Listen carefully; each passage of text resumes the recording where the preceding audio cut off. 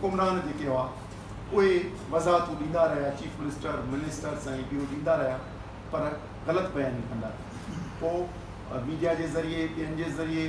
असांजे ज़रिए उन्हनि शयुनि ते जेके ग़लति बयानी कयूं वयूं त उहो कैनाल सिस्टम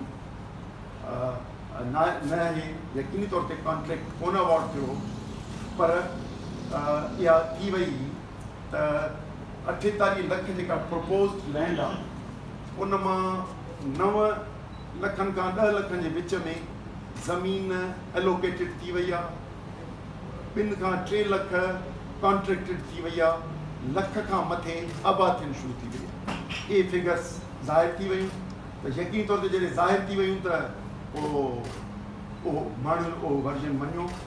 ऐं हुकूमती नैरेटिव खे न मञियो ऐं सॼी सिंध उथली बीठी।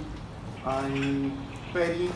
असांजी ॿी मीडिया, उर्दू मीडिया 3-4 महीना 5 महीना असांखे इग्नोर कयो, पर पोइ हिकिड़ो वक़्तु अहिड़ो आयो कि जॾहिं असां इस्लामाबाद या ॿियनि में वञणु शुरू कयो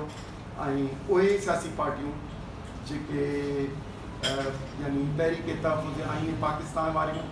या ॿियूं जेके अपोज़िशन जूं जमायतूं हुयूं, उन्हनि जॾहिं ओन कयो, PTI उनखे कयो, जमा इस्लामी इनखे कयो, महमूद खान PMAP कयो, BNP कयो, त वहदतुल मुस्लिमीन कयो, त हिकिड़ी शयूं ॻाल्हि वधी आई ऐं उहा पोइ सॼी उर्दू मीडिया ते बि आई ऐं पोइ नेशनल इशू।